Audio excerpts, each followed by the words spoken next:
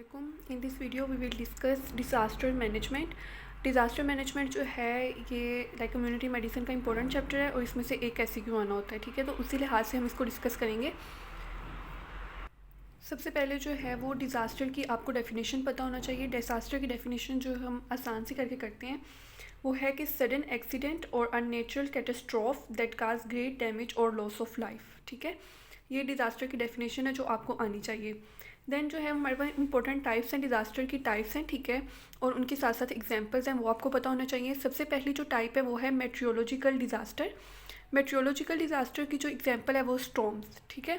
और देन हमारे पास है टोपोलॉजिकल, और इसका दूसरा नाम होता है हाइड्रोलॉजिकल डिज़ास्टर, और इसके एग्जांपल में आ सकते हैं हमारे पास फ्लड्स और लैंडस्लाइडिंग वगैरह, ठीक है।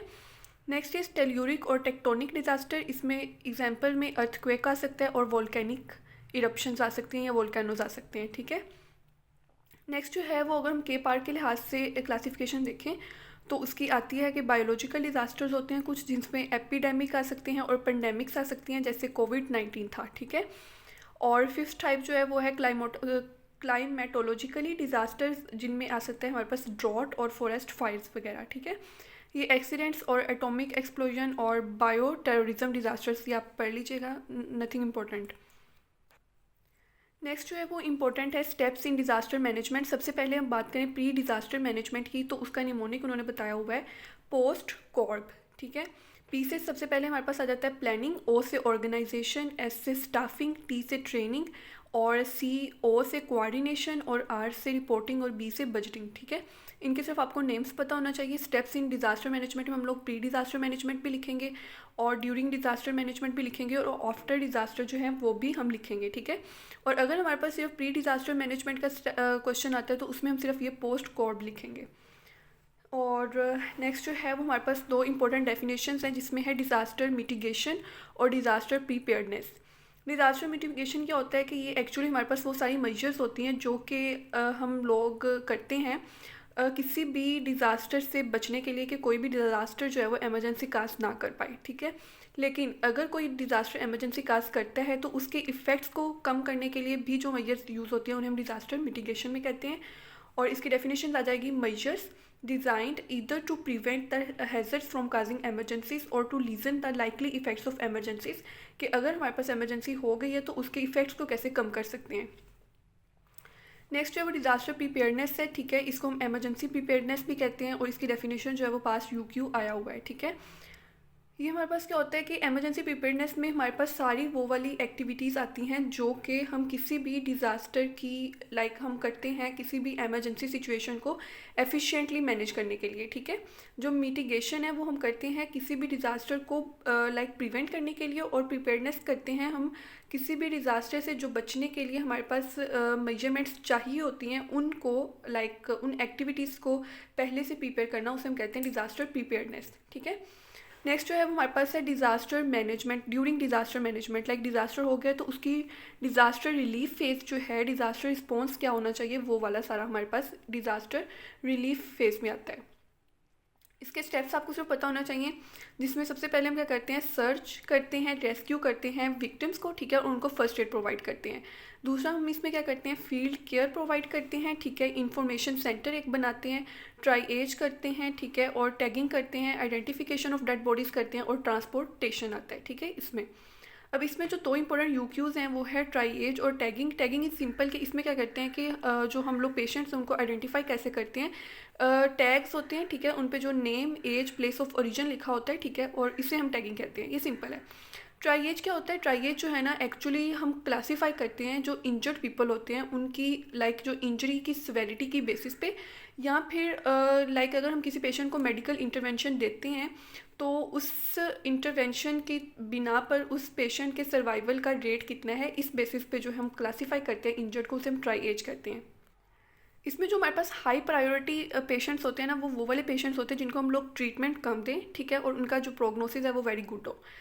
कम ट्रीटमेंट से उनकी जो प्रोग्नोसिस है वो बहुत अच्छा हो। और जो हम लीस्ट प्रायोरिटी पे जिनको रखते हैं वो वाले पेशेंट्स होते हैं जिनको हम ज़्यादा अटेंशन भी देते हैं, बहुत ज़्यादा ट्रीटमेंट भी दें, लेकिन उनका जो बेनिफिट होगा वो क्वेश्चनेबल होगा, ठीक है। तो उनकी हमारे पास लोएस्ट प्रायोरिटी होती है। इसके अगर हम बात करें क्लासिफिकेशन कैसे करते हैं, तो इसमें कलर कोडिंग सिस्टम होता है जिसमें रेड, येलो, ग्रीन और ब्लैक कलर्स होती हैं। रेड कलर जो है वो इंडिकेट करता है हाई प्रायोरिटी ट्रीटमेंट को, और येलो जो है वो मीडियम प्रायोरिटी ट्रीटमेंट को करता है इंडिकेट, और ग्रीन जो है वो एम्बुलेटरी पेशेंट्स के लिए, और ब्लैक जो है वो डेड और मोरीबाउंड पेशेंट्स लाइक जो उनके लिए बहुत ज़्यादा ट्रीटमेंट चाहिए और बेनिफिट जो है वो भी क्वेश्चनेबल हो, ठीक है, तो वो हमारे पास ब्लैक कलर इंडिकेट करता है।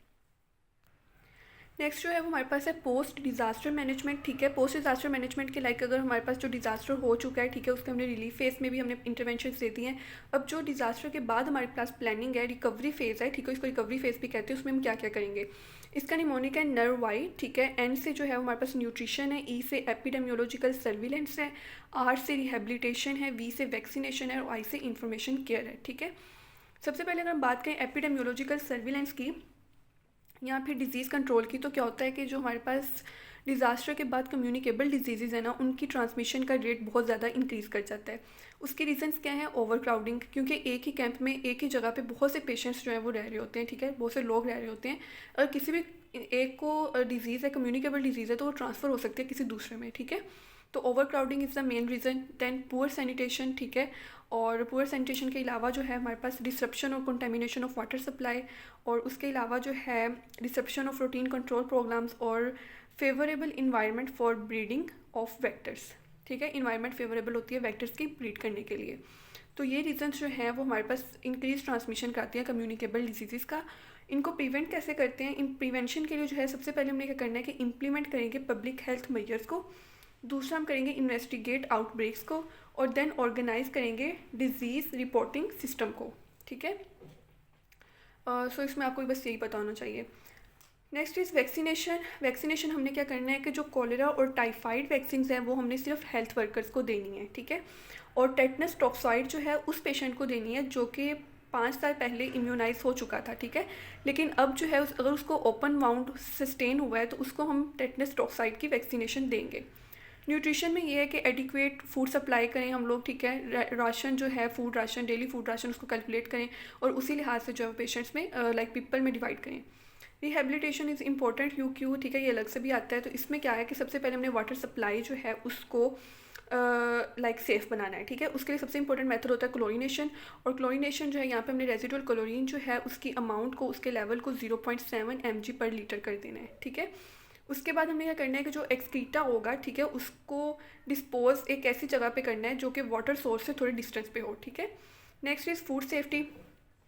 फूड हाइजीन को हमने मेंटेन करना है, और देन जो है वेक्टर कंट्रोल, लाइक जो वेक्टर बोर्न डिजीज़ हैं उनको प्रिवेंट करना है, उनको कंट्रोल करना है, और पर्सनल हाइजीन को मेंटेन करना है, ठीक है, जिसके लिए हमारे पास सैनिटरी लेट्रिन्स बनाएंगे, और साइकोलॉजिकल ट्रीटमेंट करेंगे इफेक्टेड पीपल का, जो कि आपको पता है कि किसी भी ट्रॉमा के बाद एक कॉमन चीज़ है। Next important question is surveillance cycle, ठीक है। सर्विलेंस साइकिल के इंपॉर्टेंट 10 कंपोनेंट्स वो पूछते होते हैं, जो कि हमने पीछे सारे डिजास्टर मैनेजमेंट में पढ़े हैं, अलग अलग पॉइंट, ठीक है, अलग अलग फेजेस में, वो यहाँ पे आपने एक साथ लिख देने हैं। सबसे पहले क्या करना है, रेस्क्यू करना है विक्टिम्स को और उनको फर्स्ट एड प्रोवाइड करनी है। दूसरा हमने क्या करना है, पॉपुलेशन को इवैक्यूएट करना है, एलिमिनेशन करना है फिजिकल डेंजर्स को, ठीक है, और उसके अलावा सेफ़ वाटर सप्लाई करना है, फूड सेफ़ होनी चाहिए, क्लोथिंग और शेल्टर प्रोवाइड करनी है, और जो हमारे पास वेस्ट है उसका डिस्पोजल एडिक्वेट होना चाहिए। वेक्टर बोर्न डिजीज़ को कंट्रोल करेंगे, और डिस्पोजल ऑफ ह्यूमन बॉडीज़ और वैक्सीनेशन करवाएंगे, ठीक है। नेक्स्ट जो है वो एक क्वेश्चन पूछते होते हैं पास्ट लाइक बहुत से यूक्यूज़ में आया हुआ है कि फ़िज़िकल और साइकोलॉजिकल इफेक्ट्स कौन से क्या हो सकते हैं किसी भी डिज़ास्टर के। तो उसमें फ़िज़िकल इफेक्ट्स में जो है हमारे पास कोल्ड हो सकता है, कफ हो सकता है, फीवर हो सकता है, ठीक है, जीआईटी प्रॉब्लम्स हो सकते हैं किसी पेशेंट को, या स्किन की डिजीज़ भी स्प्रेड करती हैं। और साइकोलॉजिकल में जो है वो इंपॉर्टेंट डिप्रेशन हो सकता है, पीटीएसडी हो सकता है, ठीक है, और उसके अलावा एनजाइटी वगैरह हो सकते हैं। That's all about disaster management.